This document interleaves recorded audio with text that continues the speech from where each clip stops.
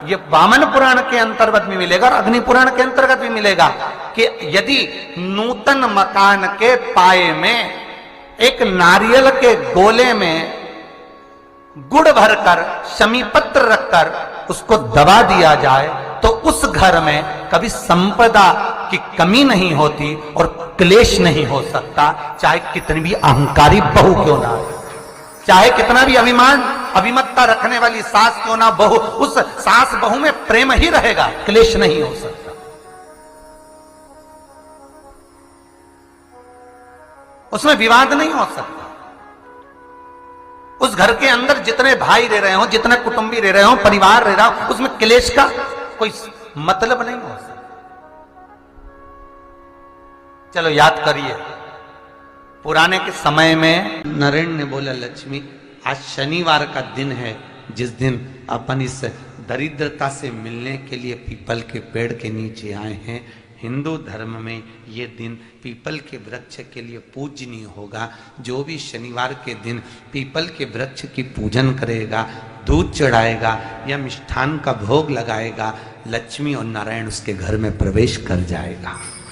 लक्ष्मी और नारायण उसके घर में प्रवेश करेगा, इसलिए नियम बनाया। कौन से दिन का? शनिवार। लक्ष्मी जी बोली, नारायण आपने तो एक दिन का वार लिख दिया। शंकर जी ने 7 वार बनाए हैं, रविवार, सोमवार, मंगल, बुध, गुरु, शुक्र और शनि। ये शिव जी ने बनाया। अब एक दिन आपने अपना बना लिया, बाकी के दिन अगर कोई इस पीपल के वृक्ष के नीचे आएगा और यहां तो दरिद्रता बैठी है तो उसका क्या होगा?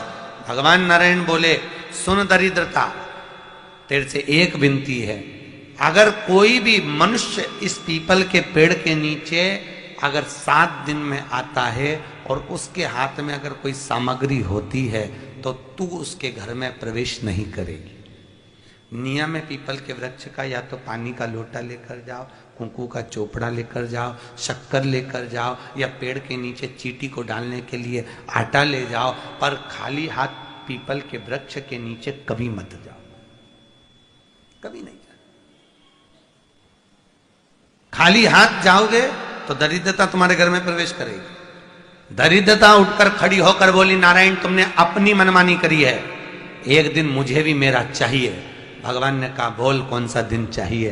दरिद्रता कहती है, रविवार के दिन इस पीपल के वृक्ष के नीचे मैं दिन भर नृत्य करूं, इसमें रहूं, और जो यहां आए रविवार को मैं उसके घर में प्रवेश करूं।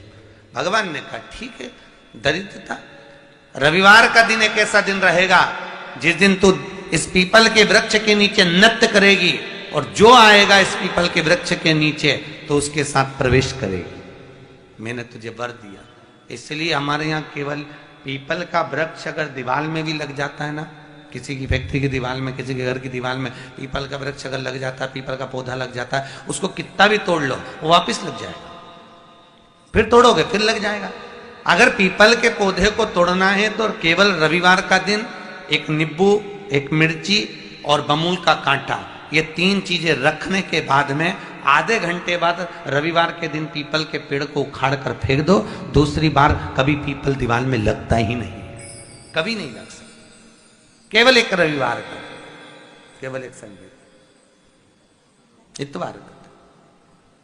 घर में दीवारों पर अगर पीपल लग भी गया है, इसलिए पीपल के वृक्ष को उखाड़ने का, अगर घर में पीपल लगा हुआ है या पीपल का पौधा हमारे घर में लग गया, उसको उतारना, निकालना, लगाना, तो पीपल के वृक्ष को अगर निकाला जाता है तो रविवार के दिन, और अगर पीपल के वृक्ष को कहीं लगाया जाता है तो सोमवार के दिन या मंगलवार के दिन, बुधवार के दिन, इन दिनों में लगा सकते पीपल के वृक्ष कहीं लगाना।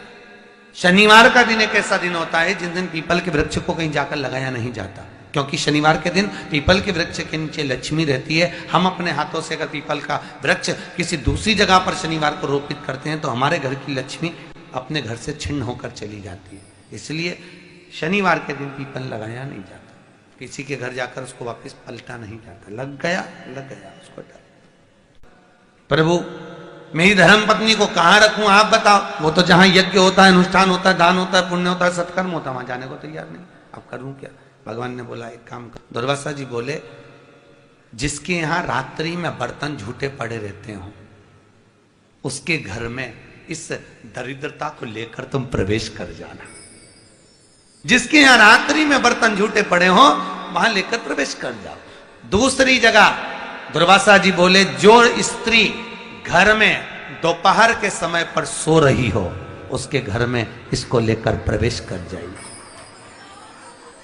जो स्त्री दोपहर के समय में घर पर सो रही हो इस दरिद्रता को लेकर प्रवेश कर जाइए। तीसरा, जिसके यहां पर दरवाजे पर कांटे वाले पौधे लगे हों उस घर में इस दरिद्रता को लेकर प्रवेश कर जाइए। दरिद्रता, कितनी सुंदर बात कही है। दाता और विधाता, कौन कौन? दाता और विधाता। लक्ष्मी और दरिद्रता के सगे भाई हैं। कौन कौन? दाता और विधाता।